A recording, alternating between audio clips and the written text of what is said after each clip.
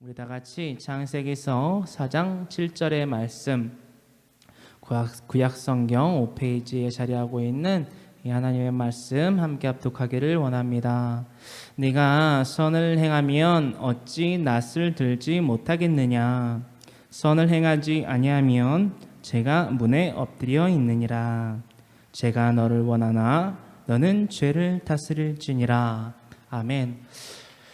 할렐루야. 오늘 창세기서 4장 7절의 말씀을 가지고 죄를 다스릴지니라, 이 두 번째 시간을 통하여서 하나님의 귀한 그 생명의 말씀을, 사랑의 말씀을 우리가 받아 누리는 자들 되기를 원합니다. 할렐루야.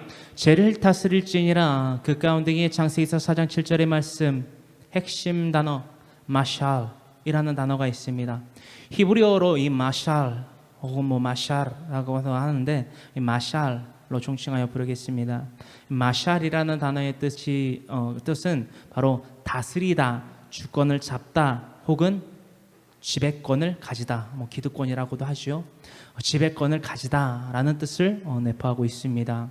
우리가 그리스도인의 삶에 있어서 마태복음 16장 18절에 이루고 있는 말씀 가운데에서처럼 베드로에게 이렇게 이르셨지요. 예수님께서 이렇게 이르십니다. 너는 베드로라, 내가 네 반석 위에 내 교회를 세우리니 음부의 권세가 능히 이기지 못하리라 라는 교회의 정의를 베드로를 통하여서 이 땅 가운데에 정립하셨다라는 것입니다. 그렇다면 이 창세로부터 하나님께서 이 땅 가운데에 아담과 하와를 시작으로서 온 인류에게 바라시고 기대하시고 명하신 바는 무엇인지에 대해서 우리가 알아보는데요, 궁극적으로 창세기서가 1장으로부터 50장까지 있습니다. 정말 많은 시대별 상황에 대해서 많은 에피소드들을 분류해서 이 세대, 저 세대, 족장시대, 창세시대로부터 해서 세대를 나눕니다. 그 가운데서 중요한 가장 큰 핵심 타이틀은 뭐냐면요, 이렇게 살지 마라. 이렇게 살지 마라가 창세기서 1장으로부터 50장까지의 핵심이라는 것입니다. 할렐루야. 사랑하는 성도 여러분, 우리가 이 본문 말씀을 다시금 한 문장 한 문장 살펴보기를 원합니다. 가인과 아벨의 사건 가운데에서 인류 최초의 살인 사건을 우리는 본 바가 있습니다. 알아본 바가 있고요. 그 가운데에서 아벨의 중심과는 달리 가인의 중심은 하나님께 대하여 어떻게 조명되어져 있었는지에 대해서 우리는 분명히 다시금 탐구하며 살펴봐야만 할 것입니다. 7절 오늘 본문 말씀으로부터 이렇게 이루고 있습니다. 가인에게 이르십니다. 내가 선을 행하면 어찌 낯을 들지 못하겠느냐. 이 문장에 대해서 우리가 금요일 그리고 오늘 일부 예배에서 나눠봤지만, 양심에 대해서 하나님이요 스스로 거울을 보듯 너의 행위가 나에게 대하여서 선한 것인지 그릇된 것인지 살피라 라고 하나님께서 가인에게 직접 물으신다라는 것입니다. 내가 선을 행하면 어찌 낯을 들지 못하겠느냐. 그러면서 하나님의 백성이고 하나님을 경외하는 자들이라면 이 행동 강령에 대해서 잊지 말아라 라고 하면서 이 말씀을 하세요. 선을 행하지 아니하면 제가 문에 엎드려 있느니라. 할렐루야. 사랑하는 성도 여러분, 선을 행하지 아니하면요, 즉 하나님이 기뻐하시는 뜻을 행하지 아니하면요, 날마다 음부의 권세 그 사탄은요, 이 말씀과 같이 우리의 문지방에 걸터 앉아서 언제라도 우리를 잡아먹을 등등한 기세를 가지고 우리를 날마다 노략질하려고, 날마다 강도질하려고, 날마다 멸망시키려고 우리 죄의 문턱에, 문지방에 앉아 있다라는 거예요. 내가 너를 쓰러뜨리리라, 내가 너를 멸망케 하리라 라며 날마다 우리 앞에 도사리고 있는 것이 바로 죄라는 것입니다. 그것이 우리와 이 죄라는 존재와의 거리라는 거예요. 하나님께서 이르십니다. 죄가 그 죄가 그렇게 너와 가까이 있는 이치하고 있는 그 죄라는 것이 죄라는 것이 너를 원한다. 너를 원한다. 왜냐? 이게 하나님께서 온 인류에게 내리신 저주라는 거예요. 그게 몇 장에 나와 있죠? 창세기서 3장 14절에 나와 있다라는 거예요. 바로 옆에 있어요. 창세기서 3장 14절에 이렇게 하나님께서 뱀에게 저주를 내리세요. 그 저주에 대해서 우리가 나눠봅니다. 창세기서 3장 14절의 말씀이에요. 바로 옆에 있으니까 우리가 바로 읽어볼게요. 함께 있습니다. 야훼 하나님이 뱀에게 이르시되 내가 이렇게 하였으니 내가 모든 가축과 들의 모든 짐승보다 더욱 저주를 받아 배로 다니고 살아있는 동안 흙을 먹을지니라. 이 흙을 먹을지니라 라고 한 것이 사탄에게 내리신 하나님의 저주인데, 혹은 직무인데, 흙을 먹는다는 건 무슨 말이냐라는 거예요. 우리가 늘상 나누고 있다시피 창세기서 2장 7절의 속성을 기록하고 있다라는 것입니다. 야훼 하나님이 땅의 흙으로 사람을 지으시고 그 코에 생기를 불어넣으시니 사람이 생명이 되니라. 창세기서 2장 7절에 하나님으로부터 말미암아 인간이, 즉 아담이 어떻게 지어졌는지에 대한 속성을 알 수 있음과 동시에 이 흙을 먹을지니라 라고 내리신 하나님의 저주의 속성은 무엇인지 분명히 우리가 간파할 수 있다라는 것입니다. 이렇게 가깝고 이렇게 어찌 보면 당연하게 일어날 수밖에 없는 이런 죄와 우리와의 관계, 우리가 분명히 알아야만 된다라는 거예요. 죄를 알아야지 죄를 다스릴 것 아닙니까? 우리가 죄에게 종노릇 할 수 있습니까? 우리가 살인을 할 수 있습니까? 우리가 거짓말을 할 수 있습니까? 강도짓을 할 수 있습니까? 음욕의 죄를 지을 수 있습니까? 어떻게 우리가 그러고서 내 이웃을 사랑한다라고 말을 할 수 있습니까? 내가 어떻게 하나님을 믿는다고 의지한다라고 할 수 있습니까? 모든 것이 우리가 하나님의 선하시고 온전하신 뜻이 무엇인지 분별하였어. 우리의 온 마음과 우리의 온 뜻과 정성을 다하였어 드려야 될 그 삶, 그것이 영적 예배의 삶임을 우리가 분명히 깨우쳐야만 한다라는 것입니다. 할렐루야.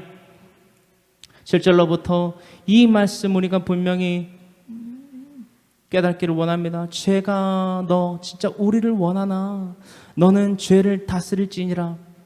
여러분, 우리가 일부에서도 나눴다시피 분명히 살펴보아야만 할 것이 있습니다. 그것이 무엇인가 하니, 죄가 우리를 원하는 것은 알겠고요. 죄가 우리의 집이 있다면 마치 이 표현과도 같이 우리가 살고 있는 문지방에 걸터 앉아서 혹은 엎드려져 있어서 우리를 좀 먹으려고 그 뱀과 같이 기어오는데, 날마다 다가오는데,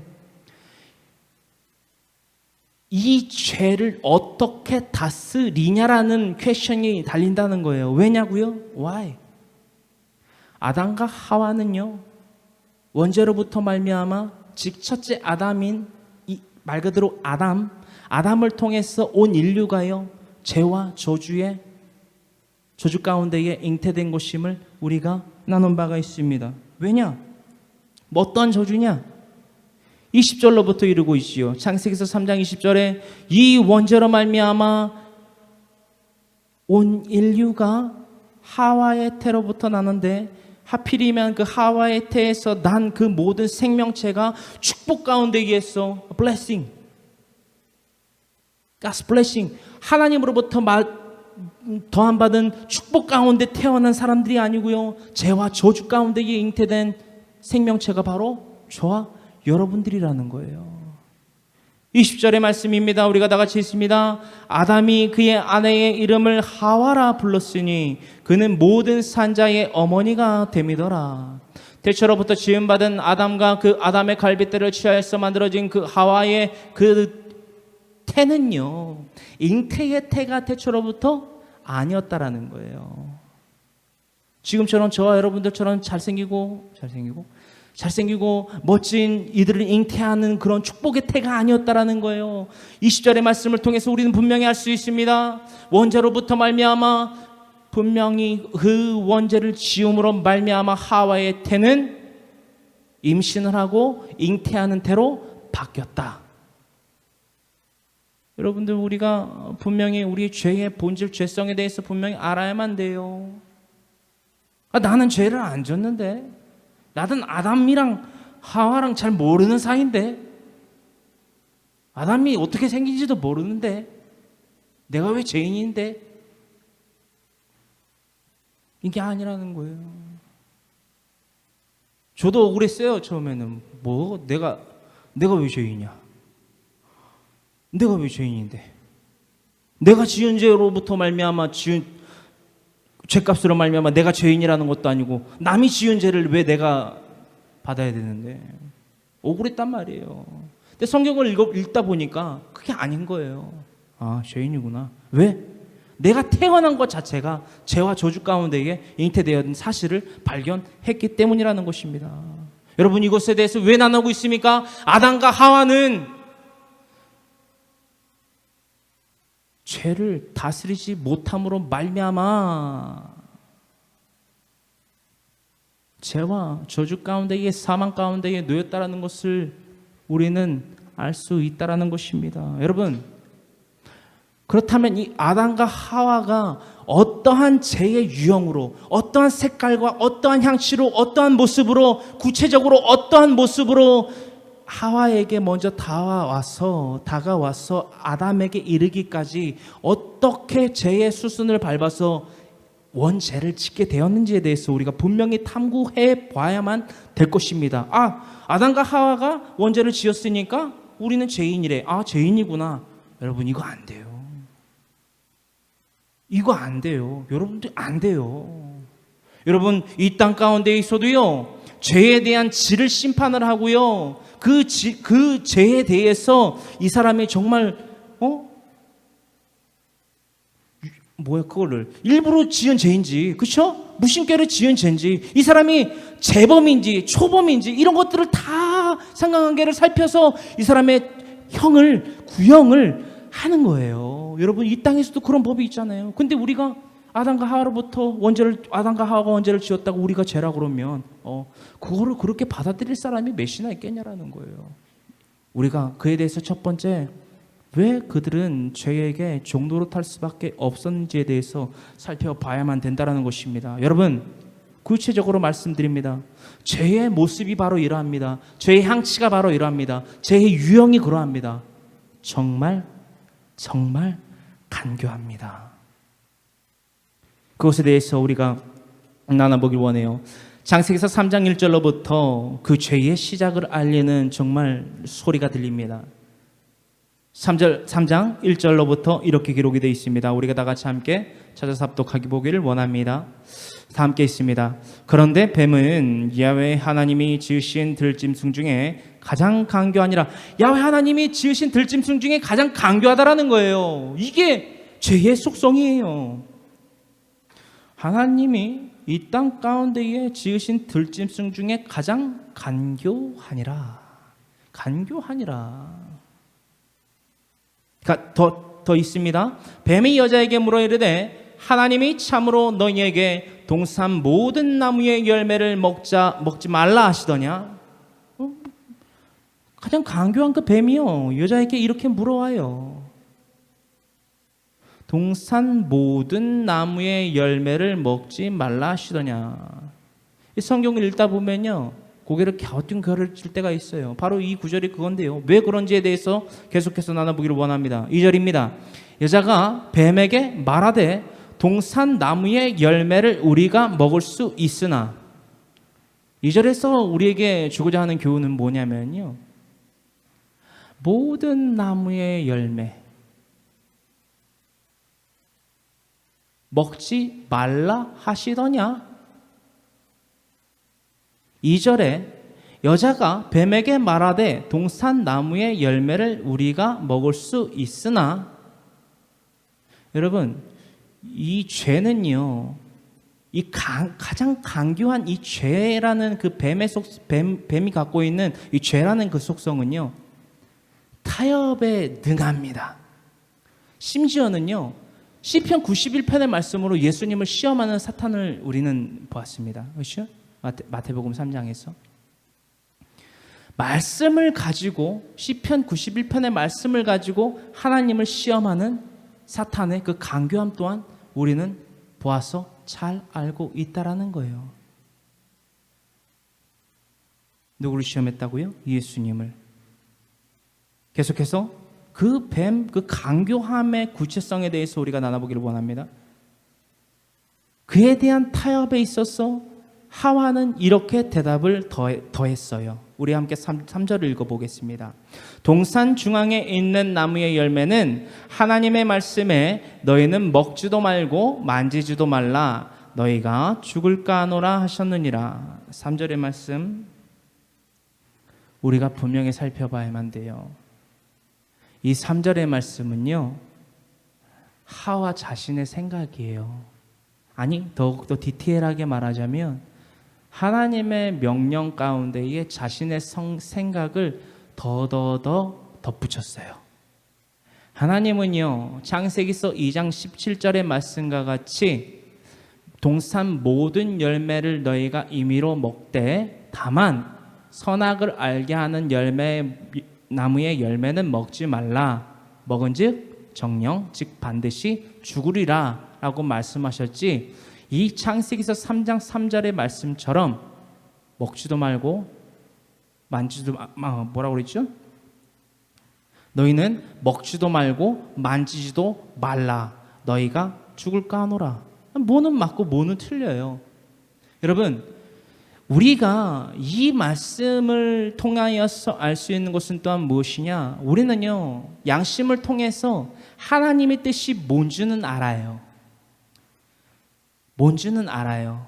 허나 타협에 능한 그 사탄의 강교함을 이겨내기에는 역부족이에요.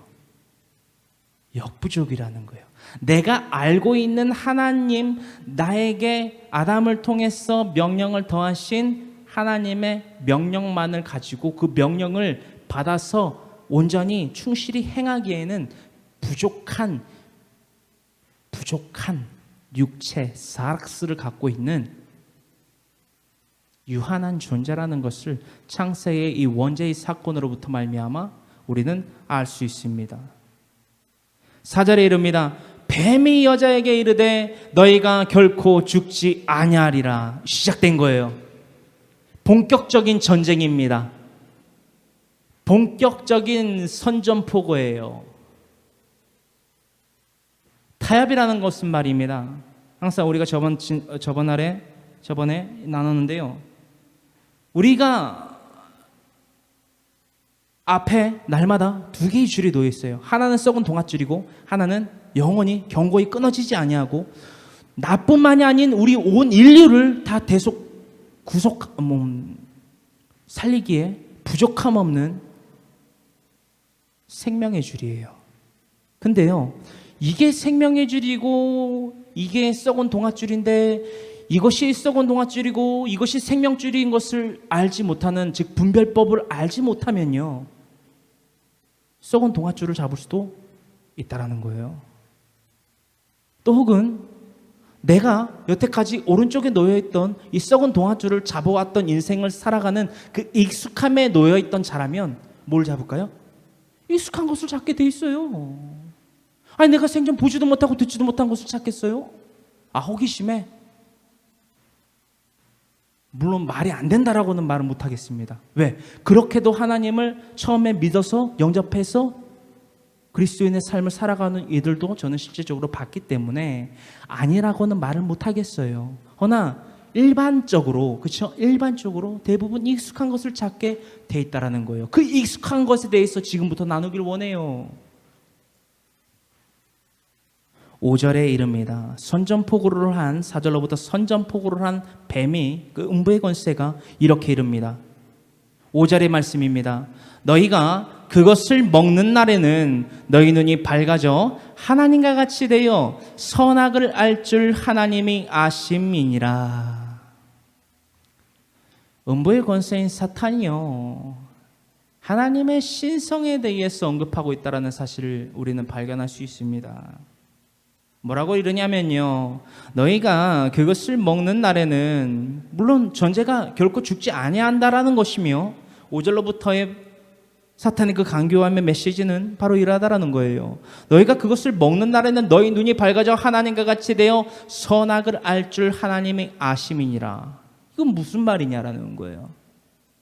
무슨 말이냐라는 거예요. 욕심을 불어넣는 거예요. 욕심을 불어넣는 거예요. 투기함을 불어넣는 거예요. 하나님이 이 선악을 알게 하는 나무 열매를 먹지 말라고 한 까닭이 뭔지 알아? 이거를 먹으면 너희가 하나님과 같이 눈이 밝아져서 선악을 아는 일에 분별을 할 수 있게 될까 봐 하나님이 그렇게 너희한테 못 박으신 거야. 시키신 거야.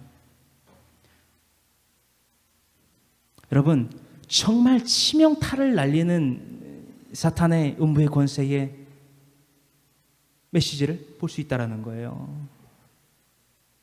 여기에요, 하와가 어떻게 반응하는지를 여러분들 살펴봐야만 합니다. 어떻게 반응하는지 살펴봐야만 해요. 이게 죄의 향취이고 이것이 죄의 모습이며 이것이 죄의 아주 치명적인 유혹 타입이에요. 6절의 말씀을 우리가 함께 합독해 보기를 원해요. 창세기서 3장 6절에 이르고 있는 말씀입니다.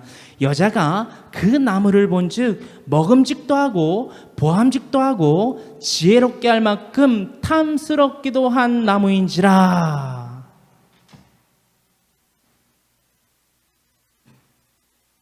보암직도 하고 먹음직도 하고 이 열매를 먹으면 지혜롭게 할 만큼 탐스럽게도 보였다라고 기록이 되어 있어요. 이게 죄예요. 죄의 본성이고 죄의 구체적인 형상입니다. 여러분, 제가 이 밥숟갈을 준비했는데요, 제가 밥을 덜 먹어서 이 밥숟갈을 냈다 준비한 게 아니라 죄에 대해서 구체적으로 여러분들에게 이해를 돕고자 이 숟가락을 준비했다라는 거예요. 죄가요, 들어오는 방법과 루트가요 어렵지가 않아요. 보셨죠? 이것을 더욱더 구체화시켜서 여러분들에게 말씀드릴게요. 우리가 이 세월들을, 이 과정들을 대부분의 분들이 겪어 오셨습니다. 뭐냐면요, 밥을, 자, 이게 밥 공기라면 밥 공기에서 밥을 한 숟가락 떠가지고요 입에 넣어요. 넣은 다음에 씹어요. 씹은 다음에 그 다시 넣었던 밥 숟갈에다가 올려요. 올려서 굴비를, 아주 야들야들하게 구운 굴비를 한 점을 딱 올려요. 그래서 우리 입 앞으로 이렇게 갖고 와요. 이걸 누가 했는지 아세요? 우리의 어머니. 우리를 낳아주시고 우리를 길어주신 어머니가 이거를 우리에게 대부분 했다라는 거예요. 그렇다고 우리 어머니가, 우리들의 어머니가, 우리들의 아버지가 사탄이라는 게 아니라,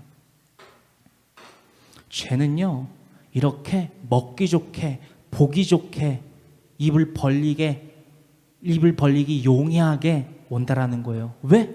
이미 다 씹었어요. 이미 다 씹었다고요. 이미 다 씹어서 먹기 좋게 향치 좋게 굴비 냄새가 얼마나 좋아요. 얼마나 좋아요. 우리 입 앞으로 갖고 오는 거예요. 입을 안 벌릴 수 있겠냐라는 거예요. 입을 안 벌릴 수 있겠냐라는 거예요. 눈 딱 감고 먹어버리면 그만이잖아요. 그거 먹어서 우리가 죄인 가운데에, 또한 죄인으로서 저주 가운데에, 사망 가운데에 태어났다라는 거예요. 그렇게 태어난 우리에게요 하나님께서 명령하세요. 죄를 다스릴지니라. 하나님, 이게 도대체 무슨 말입니까? 우리 엄마 아빠가 죄를 다스리지 못해서 그 꼭꼭 씹어서 올린 그 위에 영광굴비를, 그 맛있는 때깔 좋은 굴비를 한 점 올려서 내미는 그 사탄의 그 숟가락을 덥석 받아 먹음으로써 내가 이렇게 죄와 저주 가운데 있게 되는데 내가 무슨 능력이 있고 내가 무슨 재간으로 죄를 다스리냐라는 거예요. 그게 오늘 본문 말씀 창세기서 4장 7절로 이어지는 말씀입니다. 여러분, 가인에 대한 인물에 대해서 어느 정도 이해를 하고 계십니까? 가장 먼저 아벨의 삶에 대해서 어느 정도 이해를 하고 계십니까? 아벨의 그 제사의 삶은 말입니다. 하나님께서 그의 삶에 대해서, 그의 예배의 삶에 대해서, 그의 예물에 대해서 증언하신 바가 있다라는 것입니다. 누가요? 제가요? 여러분이요? 아니요. 하나님이 인간인 아벨의 제사를 말입니다. 그 말씀에 대하여서는 히브리서, 게다가 신약의 말씀이죠. 히브리서 11장 4절에 기록되어 있는 말씀입니다. 히브리서 11장 4절에 기록되고 있는 말씀이에요. 인간인 아벨의 그 예배의 삶, 그 예물이 과연 어떤 것이간데 하나님께서 그의 예물에 대하여 증언하실 정도냐? 선하다 일컫으시기에 부족함이 없는 삶이었냐? 그것에 대해서 우리가 나눠보기를 원해요. 그것에 대해서 히브리서 11장 4절에 사도 중에 한 사람은 이렇게 그 아벨의 제사의 삶에 대해서 기록하고 있습니다. 우리 다 같이 히브리서 11장 4절의 말씀을 함께 합독합니다. 믿음으로 아벨은 가인보다 더 나은 제사를 하나님께 드림으로 의로운 자라 하시는 증거를 얻었으니 하나님이 그 예물에 대하여 증언하심이라. 그가 죽었으나 그 믿음으로써 지금도 말하느니라. 4절의 말씀을 함께 간략히 살펴보기를 원해요. 믿음으로 아벨은 가인보다 더 나은 제사를 하나님께 드렸다라는 거예요. 여기서 말씀드리고자 하는 것은 가인도 제사를 드렸다. 아벨도 제사를 드렸는데 믿음으로 아벨은 가인보다 더 나은 제사를 드렸다라는 것이 오늘 나누고자 하는 논조입니다. 창세기서 4장 7절로부터 가인의 중심이 하나님의 그 권면하심을 통하여서 나타나고 있어요. 행은 행하지 않았다. 그러므로서 낯을 들지 못한다. 그렇죠? 죄가 원하는데 그 죄를 다스리지 못하고 있다. 허나 죄를 다스려야만 한다에 이르러서까지 오늘 본문 말씀은 하나님을 통해 하나님께서 가인의 삶에 대해서 지적하시는 바이며 그 가인의 그 중심 가운데에서 나오는 행위는요, 인류 최초의 무엇을 낳습니까? 살인, 머더,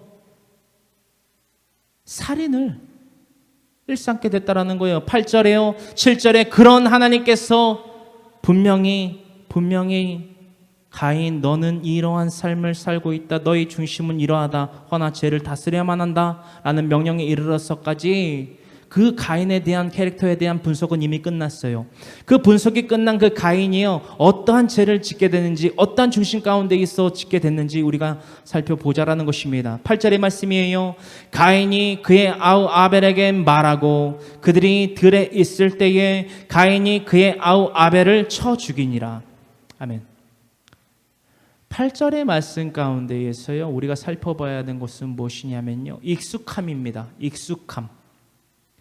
자신의 어머니인 하와 그리고 자신의 아버지인 아담이요, 자신에게 익숙한 그 죄성 그리고 인간의 본질로서 덥석 물었듯이 무엇을? 죄를, 선악과를 한 입 크게 깨어 물었듯이 이 가인의 죄성 또한 그 익숙한 가운데에서 발현된다라는 것을 우리는 알 수 있다는 것입니다. 우리가 8절에서 살펴보고자 하는 중심 문장은 바로 이거예요. 가인이 그의 아우 아벨에게 말하고, 배경은요, 그들이 들에 있을 때 가인이 그의 아우 아벨을 쳐 죽이는 것이 배경과 사건, 주요 사건입니다. 여기서 우리가 중심적으로 살펴보고자 하는 것은 말하고예요. 말하고. 고대 역본에서는요, 이 말하고에 대해서 어떻게 기록을 하고 있냐라고 살펴봤더니 우리가 들로 나가자, 어디로 나가자? 우리가 들로 나가자라는 것이 고대 역본에 또 다른 말로 많이들 기록되어 있다라는 것입니다. 왜 들로 나가자고 했을까요? from이잖아요. from, go to, 그렇죠? 어디로부터 어느 지점이나 어떤 place 그 장소로부터 나가자라고 했다라는 거예요. 왜요? 가인이 왜 거기에서 자신의 아우를 돌로 쳐 죽이지 않고 혹은 목 졸라 죽이지 않고 왜 그곳으로부터 나가자고 했냐라는 거예요. 더불어 나아가서 어디에서 나가자고 했냐라는 거예요. 아우인 아벨이 어디에 있는 현 상황인데 여기에서는 나가자라고 했냐라는 거예요. 그것에 대해서 우리가 또한 살펴볼 것이고요. 9절에 이루고 있는 말씀을 우리가 더불어서 살펴보기를 원합니다. 야훼께서 가인에게 이르시되 내 아우 아벨이 어디 있느냐? 그가 이르되 내가 알지 못하나이다. 내가 내 아우를 지키는 자니까. 이게 가인의 중심이에요. 자신의 아우 아벨을 어딘가로부터 우리가 들로 나가자라고 해서 데리고 나가서, 그렇죠? 계획적인 범죄의 대상이 자신의 아우 아벨이었다는 것을 우리는 살펴볼 수 있습니다. 이것이 가인의 중심이었고 그 중심, 그 성정으로 말미암아 낼 수밖에 없는 열매 혹은 채소였다라는 거예요. 이것은 부정할 수 없는 사실이며 역사적인 사실이며 우리에게 주는 그 가운데에 교훈이 분명히 있다라는 것입니다. 여러분, 가인과 아벨은요, 브라더예요, 그렇죠? 형제예요. 또 이 창세기에서 내에서 여러 가지 형제 브라더들이 나오는데 그 가운데에서 우리가 창세기서 25장으로부터 기록되어 있는 이 브라더들을 만나보기를 원합니다. 창세기서 27장을 보기를 원해요. 에서와 야곱이 25장 19절에 태어났고요. 그렇게 25장을 먼저 보기를 원해요. 25장을 보기를 원합니다. 자, 그렇죠? 에서와 야곱의 스토리를 우리가 잠깐 살펴본다면 아벨은 어디에 있었는지에 대해서 조금 우리가 탐구를 할 수가 있게 돼요. 아벨은 가인과는 다르게 들에 거하여 있지 않고 어딘가에 속하여 있었는데 그곳은 어디이며 그곳에서 무엇을 했는지까지 우리는 추론을 할 수 있다라는 거예요. 그렇죠? 자, 25절, 27절의 말씀을 우리가 함께 살펴보기를 원합니다. 창세기서 25장 27절에 19절로부터 에서와 야곱이 태어났고 그들 가운데에서 27절 중요한 사건이지요. 장자의 명분을 판 사건. 누가? 그렇죠. 에서가. 27절로부터 기록되어 있는 말씀입니다. 우리 함께 합독합니다. 그 아이들이 장성함에 에서는 익숙한 사냥꾼이었으므로 들 사람이 되고 야곱은 조용한 사람이었으므로 장막에 거주하니. 아멘. 이 27절의 말씀 가운데 의해서 아직까지도, 그렇죠? 우리가 창세기서 4장 7절의 말씀을 살펴봤는데 25장 27절에 이르러서까지도 두 가지의 삶이 크게 부류가 돼요. 장막에서의 삶 혹은 어디에서의 삶? 들에서의 사냥꾼의 기질을 발휘해서 에서와 같이 사냥꾼의 사냥에 익숙한 누구? 케인, 즉 가인을 볼 수 있고 또 한편으로는 야곱과 같이 장막에 거하여 있던 아벨의 모습을 살펴볼 수 있다라는 거예요. 자, 이것을 우리가 살펴보기를 원하고요.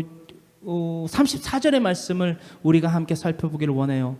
자, 에서가 장자의 명분을 판 이 사건 우리가 좀 간략하게 살펴보기를 원하는데요. 에서의 중심은 무엇이었고 야곱의 중심은 무엇이었는지까지 우리가 알 수 있다라는 것입니다. 34절의 말씀입니다. 다 같이 함께 합독합니다.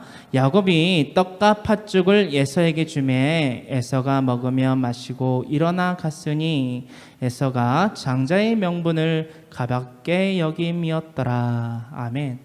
가인과 아벨의 사건과 더불어서 이 야곱과 에서의 사건 가운데에서 우리가 더욱더 심층적으로 분별할 수 있고 투영되는 것은 무엇인가 하니 장자의 명분이에요. 이 아브라함 자신의 아버지인 아브라함으로부터 그렇죠?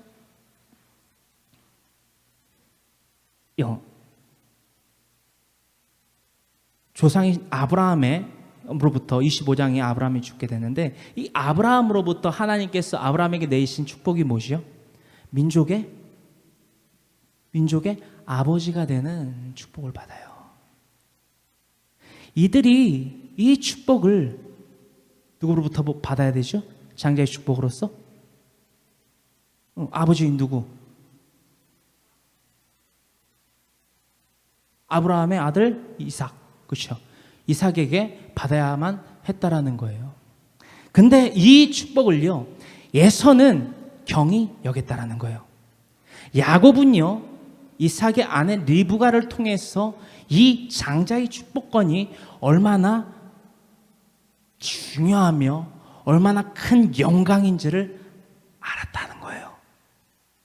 우리가 2부 순서 때도 그것을 나눠봤지만 이 장자의 명분을 경히 즉 가볍게 여긴 에서와는 달리 야곱은 그것을 자신의 형 에서가 더 값어치를 두고 중히 여기는 팥죽과 떡에 딜을 했다라는 거예요. 거래를 성사시켰다라는 거예요. 여러분, 우리가 이 말씀들을 통해서 알 수 있는 것은 무엇인가 하니 이들이 하나님께로부터 내려온 그 복에 대해서 얼마나 사모함이 있었느냐 없었느냐라는 것입니다.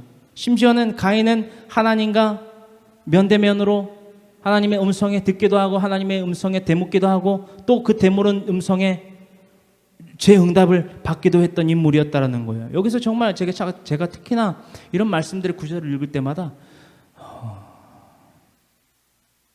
이해가 좀 안 되는 부분이 있어요. 뭐냐면 아니 하나님의 음성이 들린다는 것은 거기에 대해서 독대하듯이 핑퐁을 하면서 대화를 한다라는 것은 하나님의 존재가 분명히 있다라는 것을 알고 있는 거고 하나님의 명령이 분명히 나에게 떨어졌고 임재했다라는 것을 알고 그것을 지켜 행하면 나뿐만이 아니라 이 천지와 만물을 지으신 하나님의 복이 나에게 임한다는 것을 알 수밖에 없는데 가인은 왜 그랬을까?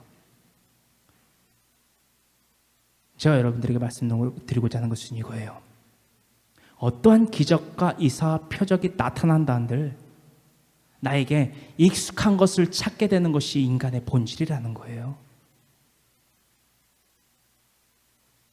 하나님의 이 장자권 아브라함으로부터 말미암아 언약의 말씀의 성취를 분명히 이루시는 하나님의 거짓없는 약속이 이루어질 것에 대해서 또한 그 이루어지는 그 복에 대해서 정말 사모하는 마음이 있고 정말 두렵고 떨리는 마음이 있고 정말 내가 그것을 이루고 내가 그 장자권의 축복으로 말미암아 내가 수많은 민족의 아버지가 되는 내 이삭 또한 그 할아버지이신 아브라함의 조상이 민족이구나. 이러한 장자권에 대한 축복을 내가 받는구나. 정말 감사하다. 여러분 팥죽을 생각했을까요? 맨날 먹는 거 아닙니까 그거? 그거 맨날 먹는 거잖아요. 떡 맨날 구워서 먹는 거잖아요.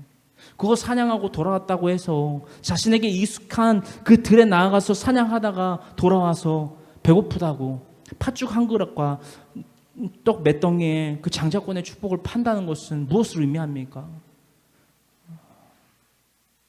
내가 들에 익숙하니까 익숙한 방법대로 내가 먹고 살 것을 궁리할 거야. 그게 지혜라고 생각을 하는 거예요, 여러분. 본론으로 돌아왔어요. 이 아벨의 제사에 대해서 다시금 살펴보기를 원합니다. 이제 가인의 문제점과 그 문제점으로 말미암아 발현된 그 사건의 모든 것을 우리가 총망라하여서 야곱과 에서의 사건까지 살펴보며 우리가 가인의 중심과 그 스토리의 배경에 대해서 우리가 짐작할 수 있는 인프라를 구축하게 됐어요. 자, 그렇다면 아벨은 왜 하나님께 대해서 그 제사가 인정받았냐라는 거예요. 이게 오늘날의 핵심이라는 거예요, 여러분. 아벨이요, 4장 4절로부터 말미암아 드린 제사에 대해서 이렇게 간략하게 요약되어 기록되어져 있습니다. 4장 4절의 말씀을 우리가 함께 합독해 보기를 원해요. 시작. 아벨은 자기도 양의 첫 새끼와 그 기름으로 드렸더니 야훼께서 아벨과 그의 제물은 받으셨으나. 아멘. 2절로부터 이렇게 기록되어 있는 것과 더불어서 4절의 말씀을 더욱더 심층적으로 파악하게 돼요. 그가 또 가인의 아와 아벨을 낳았는데 아벨은 뭘 치는 자였고 양 치는 자였고 가인은 농사하는 자였더라라는 그들의 잡까지 나와요. 여기서 우리가 탐구해 봐야 될 것은 무엇이냐면요, 왜 하필이면 아벨은 양을 치는 자였을까? 보세요. 제가 그림을 하나 그려놓을게요.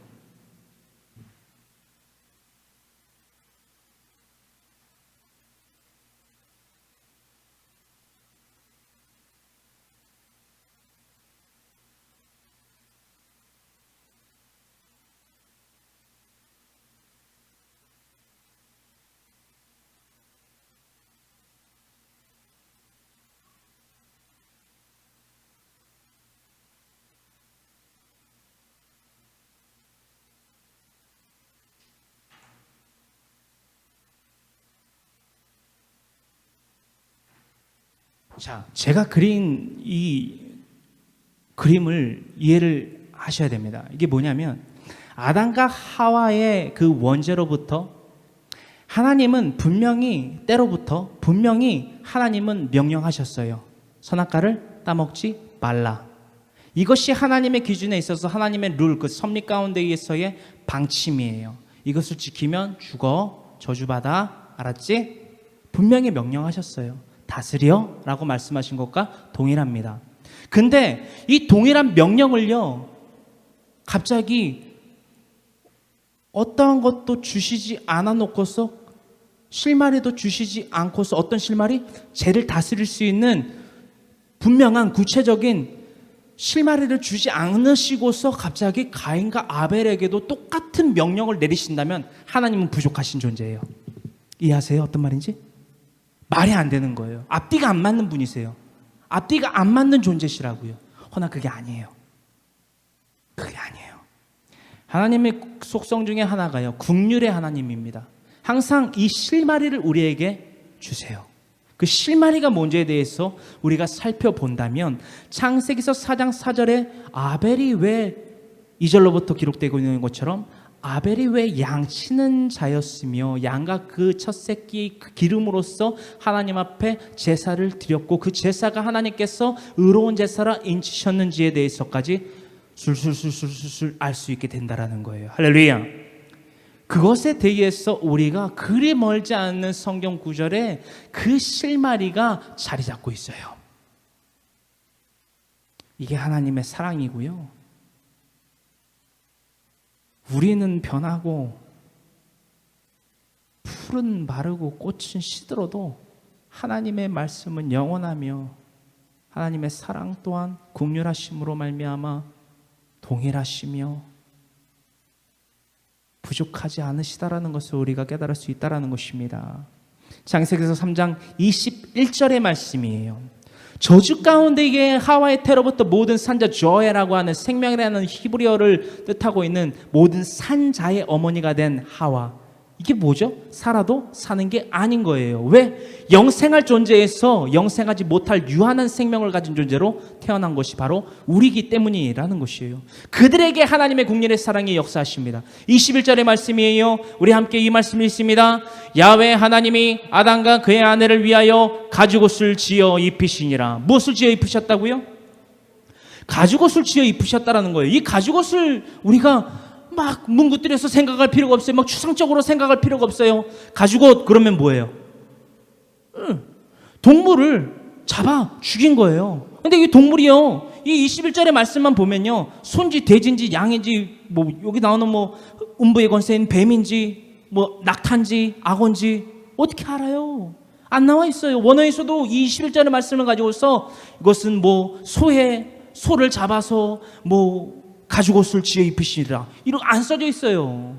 안 써져 있어요. 절대 안 써져 있어요. 뭐를 통해서 알 수 있냐라는 거예요. 여러분, 아담과 하와가 가죽 옷을 하나님의 긍휼의 사랑으로 말미암아 지은 바 됐다라는 거예요. 하나님이 실마리를 주셨어요. 실마리를 주신 거예요. 실마리를. 왜냐하면 알아듣지를 못하니까.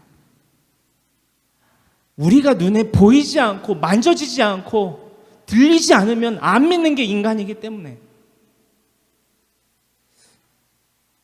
그래서요, 하나님이요 직접요 느끼게 하시고 보이게 하시고 심지어는 입힘을 통해서 깨닫게 하신 거예요. 뭘요? sacrifice.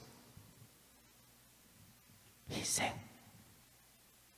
이게요, 뭐를 예표하는지 아세요? 하나의 심볼 내진 사인이에요. 뭐냐면 창세기서 3장 15절의 원시복음에 대한 작은 예표예요. 나 말로만 너희들 사랑하는 존재 아니야. sacrifice. 분명한 희생. 없는 영광이 없는 것을 너에게 알림과 동시에 그 희생.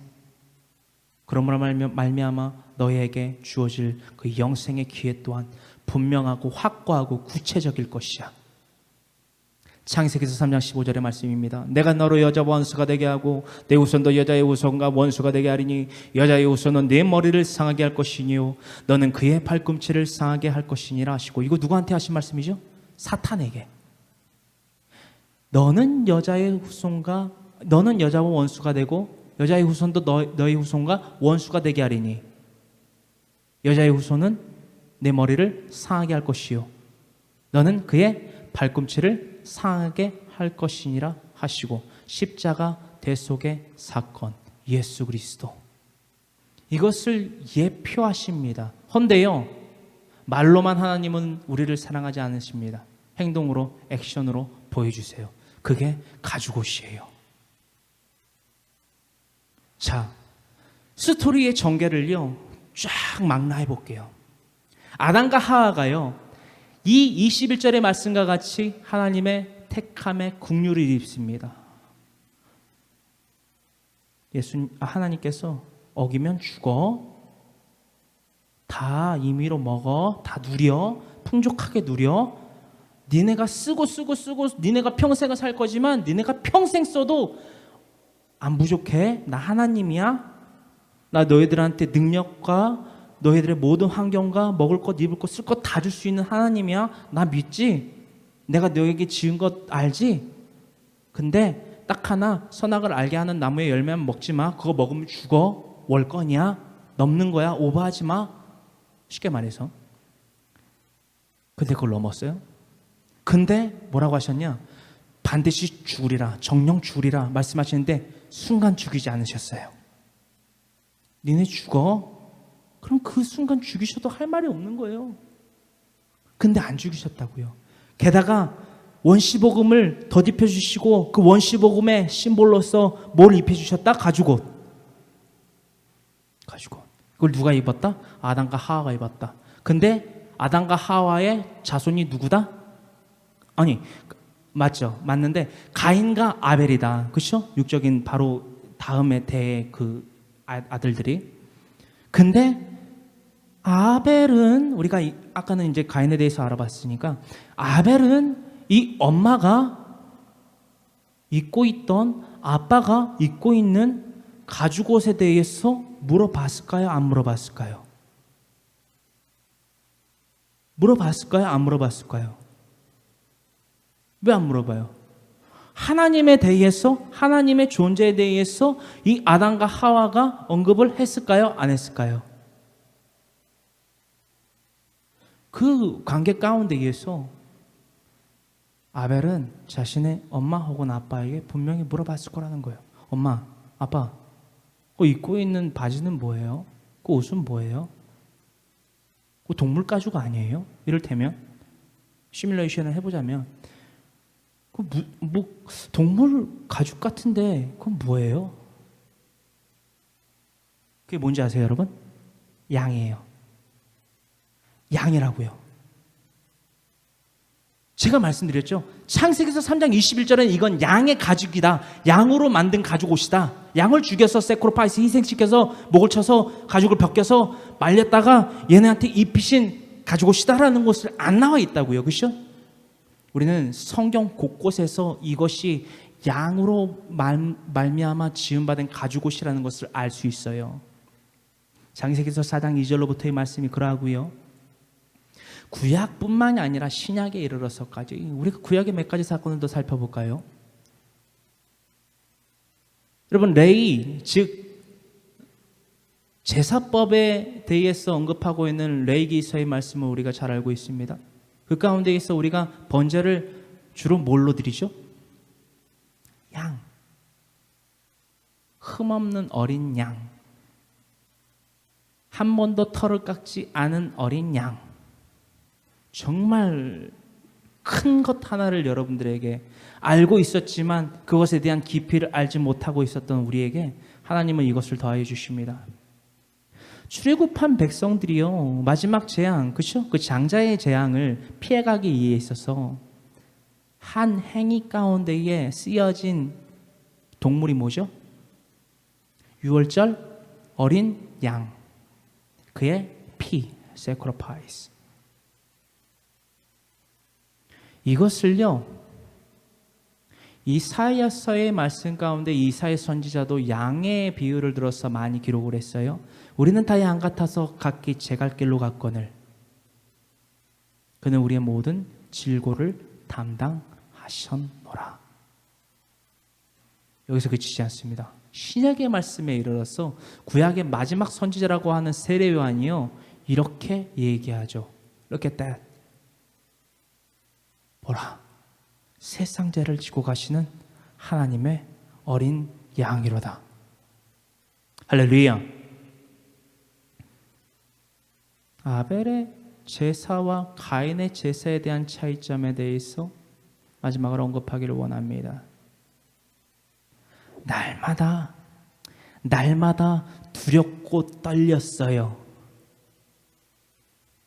더불어 하나님이 기뻐하시고 온전하다 일컫는 제사가 무엇인지에 대해서 궁금했어요. 누가요? 아벨이요. 왜냐하면요, 아벨의 궁극적 목표는요, 내 아버지와 내 어머니가 정말 영광굴비를 올린 그 꼭꼭 꼬물꼬물 씹어서 정말 입에 넣었을 때 정말 솜사탕과 같이 내가 씹지 않고도 이미 씹어져 있는 그 사탄이 씹은 그 죄, 익숙한 그 죄이기 때문에, 소화시키기에 아주 좋은 죄이기 때문에 집어 삼키기만 하면 입에 사르륵 녹아서 삼키기만 하면 그 죄를, 달콤한 그 죄를 삼켰기 때문에, 그러므로 말미암아 영생할 그 영광을, 영생하고 있는 그 영광을 단절시켜 버렸구나, 이거를 깨달았던 거예요. 그래서 하나님의 그 속성을, 하나님이 기뻐하시는, 하나님이 온전타 일컬으실 만한 삶이 뭔지를 탐구했다라는 거예요. 누구를 통해서? 실패작이잖아요. 아담과 하와는 실패작이에요. 실패작을 통해서 내가 이 수수는 밟지 말아야겠다라고 깨우침을 얻었다라는 거예요. 이게 가인과 아벨의 삶의 다름이에요. 그러면 구체적으로 뭉긋거릴 필요 없어요. 말씀은 뭉긋거림 없어요. 구체적으로 무엇을 목표로 삼았냐라는 거예요. 말씀은요, 이게 간단해요.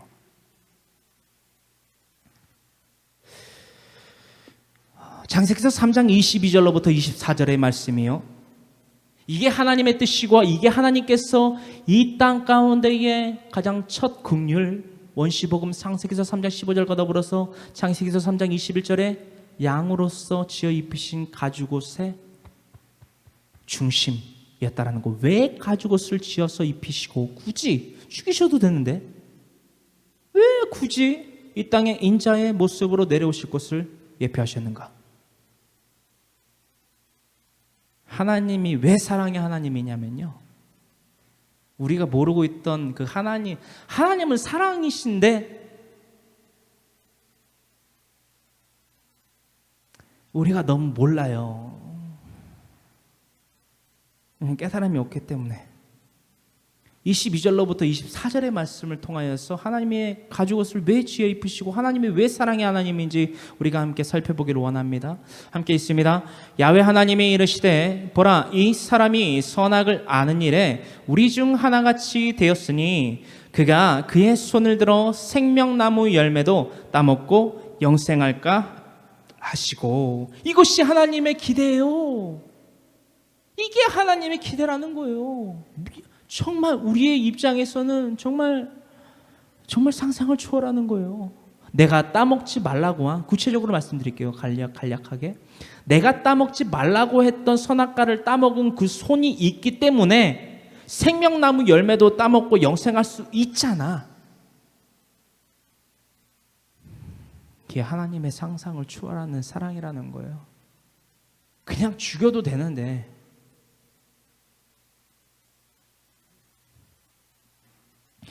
하나님께서 스스로 명령하시고 집행한다라고 하신 것들을 번복하신 거예요.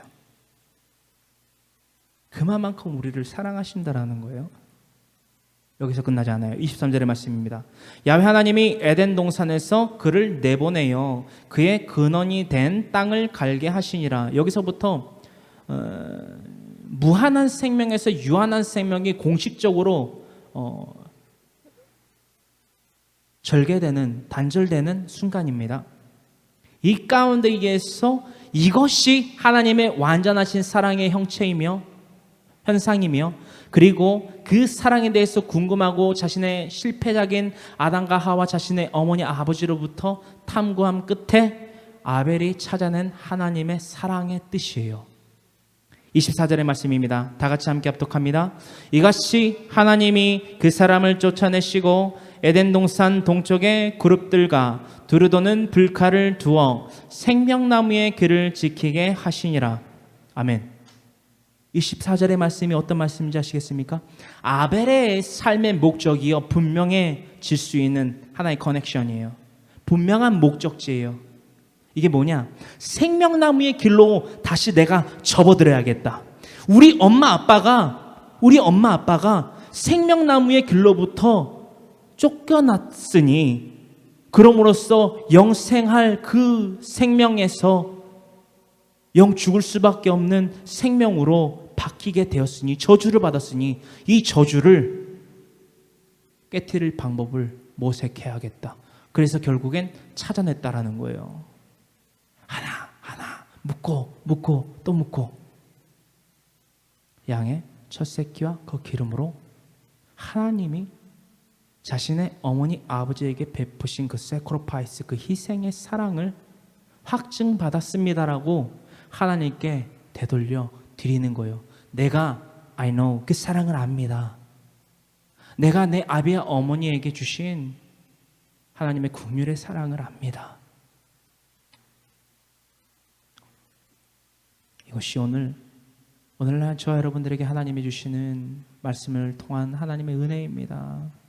더불어 나아가서요, 여러분, 가인이 아벨을 왜 쳐 죽였는지 아십니까? 자신에게 익숙한 들로 나아가서 쳐 죽인지 아세요? 질투, 욕심. 우리가 그것을 일반적으로 다 알고 있는 사실입니다. 전 조금 더 여러분들에게 딥한, 조금 깊은 그 은혜를, 하나님의 은혜를 나누길 원해요. 가인은 자신의 아우 아벨을 왜 쳐 죽였느냐? 여러분, 지난주에 나눴던 말씀에 대해서 기억하십니까? 그 중심 단어가 헬라어 미메테스라는 단어입니다. 미메테스는 본받는 자라는 뜻을 갖고 있어요. 사도 바울이요, 고린도전서 11장 1절에 이 말씀을 기록하고 있지요. 지난주 본문 말씀인데요. 내가 예수 그리스도를 본받는 자가 된 것 같이 너희도 나를 본받는 자가 되어라. 미메테스. 육적으로는 자신의 아우일지 모르겠지만요, 영적으로는 아벨은요 자신에게 있어서 꼭 본받아야만 할 자였다라는 것을 여러분들 분명히 상기하시길 바랍니다. 본받은 자를요, 본받아야만 할 자를요 쳐 죽였어요. 우리의 인간이라는 삶의 본질이요, 본속성이요, 무엇을 발견하기 전까지는요 바뀌지 못해요. 하나님의 사랑을 발견하기 전까지는요 가인보다 더한 혹은 뭐 덜할지도 모르겠지만 자신의 성경에서 나오는 것은 육적인 일은 분명하다라는 것을 우리가 로마서 8장 5절의 말씀을 통해서 나눠본 바 있는데요. 육신의 일은 분명하다라는 거예요. 육신의 생각은 하나님과 원수가 된다라는 거예요. 가인과 같이. 또한 그 장자의 축복권을 팥죽 한 그릇과 떡 몇 덩이에 팔아넘긴 에서와 같이. 여러분, 우리는 복을 받아 누릴 수 있는 기회가 있어요. 여러분, 부디 떡과 팥죽 한 그릇에 하나님이 주시는 그 상상을 초월하는 복을 발로 뻥 차버리지 않는 우리 모두가 되기를 간절히 소망합니다.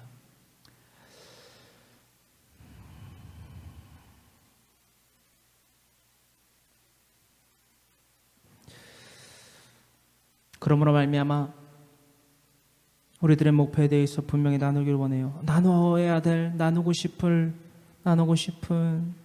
말씀들이 너무나도 많아요. 너무나도 무궁무진해요. 그것이 하나님의 사랑이고 하나님의 표현을 할 수 있는 방법이에요. 그게 성경이에요. 그게 성경이에요. 하지만 저 여러분들이 인간이기 때문에 어떻게 다 나누는 것마다 다 이해하고 다 받아들일 수 있겠어요? 조금씩 하나님한테 더욱더 가까워지는 저희가 모두가 되기를 간절히 소망하면서 이렇게 우리들의 목표를 삼아 외치며 실천하는 자들 되기를 간절히 소망합니다. 하나님의 말씀과 기도로 음부의 권세가 이기지 못할 교회가 되는 것입니다. 이 말씀의 본문의 핵심은 마태복음 16장 18절의 말씀이고 또한 디모데전서 4장 6절의 말씀이고 오늘 나누는 창세기서 4장 7절의 말씀에까지 이루고 있습니다. 우리 다 같이 이 목표를 함께 외쳐보기를 원해요. 함께 읽습니다. 함께 외칩니다. 둘, 셋. 하나님의 말씀과 기도로 음부의 권세가 이기지 못할 교회가 되자. 예수 그리스도와 같이 음부의 권세 그 사탄을 능히 발 아래에 두는 우리 모든 예수 그리스도의 사람들 되기를 간절히 소망합니다. 간절히 소망합니다. 우리 다 같이 고개 숙여 기도하기를 원합니다. 사랑과 은혜와 자비가 풍성하신 하나님 고맙고 감사합니다.